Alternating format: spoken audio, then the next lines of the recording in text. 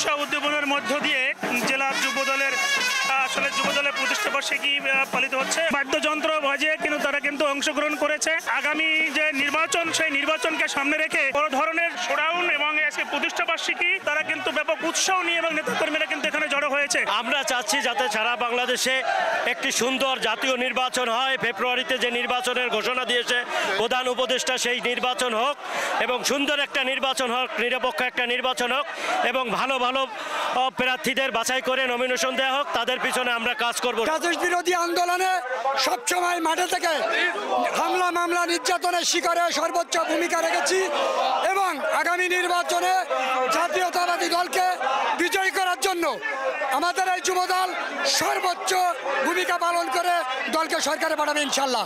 সামনে যে নির্বাচন সেই নির্বাচনকে সামনে রেখেই কিন্তু আসলে যুবদলের যে প্রতিষ্ঠিত যুবদল যে কতটা গতিশীল হয়েছে তার আজকে যে প্রমাণ করে এমনটাই কিন্তু দাবি জানিয়েছেন। আমরা যদি বলি যে আসলে যে এখানে যদি আমরা দেখাই যে আসলে নেতাকর্মীরা যে হাজার হাজার নেতাকর্মীরা বিভিন্ন জায়গায় এবং তারা কিন্তু দলীয় পতাকা এবং জাতীয় পতাকা হাতে নিয়ে কিন্তু তারা বলছেন যে বিগত আসলে 17টি বছর যে তারা বিভিন্ন ধরনের মামলা হামলা নির্যাতনের শিকার হয়েছেন।